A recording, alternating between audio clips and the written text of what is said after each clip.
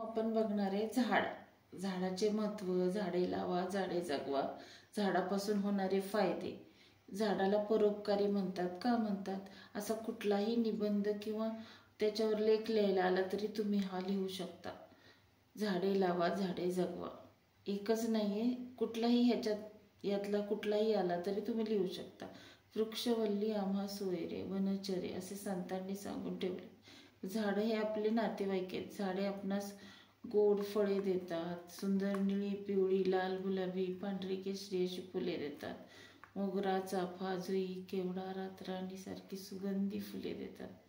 कडक उन्हात थंडगार सावली देतात. झाडे जमिनीची धूप थांबवतात. लाकडापासून कपाटे, खुर्च्या, टेबल, बाक, दरवाजे, खिडक्या बनवतात. सागवान व कडुलिंब याची वस्तू जास्त टिकतात.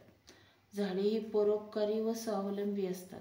सूर्यप्रकाशात हरितद्रव्याच्या साहाय्याने स्वतःचे अन्न स्वतःच तयार करतात.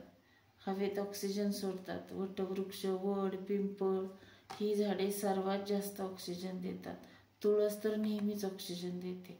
कडुलिंबाच्या झाडाखाली बसल्यावर श्वसनाच्या आजारात आराम मिळतो. पिंपळ, पांढरफळी अनेक झाडांपासून औषधे बनवतात. अशी झाडे उपयोगी आणि परोपकारी असतात. म्हणून आपण झाडांचे संरक्षण केले पाहिजे. झाडांनाही भावना आहेत. म्हणून झाडाजवळ हात लावला की ती स्वतःला आकसून घेते.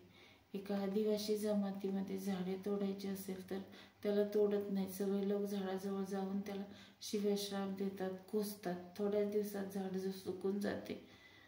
म्हणून झाडांना मन भावना असतात.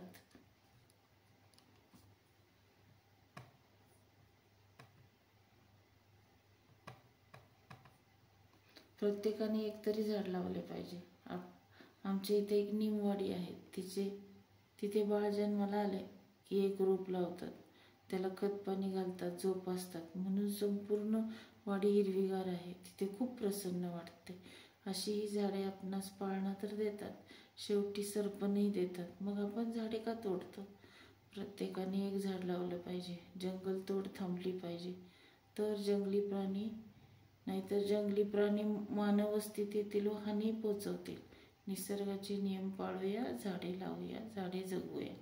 मित्रांनो, तुम्हाला जर निबंध आवडला असेल तर जरूर लाईक करा. आणि तुम्हाला ज्या विषयावर निबंध हवंय तो मला व्हॉट्सअपवर पाठवा. मी जरूर त्या विषयावर तुम्हाला निबंध तयार करून पाठवेल.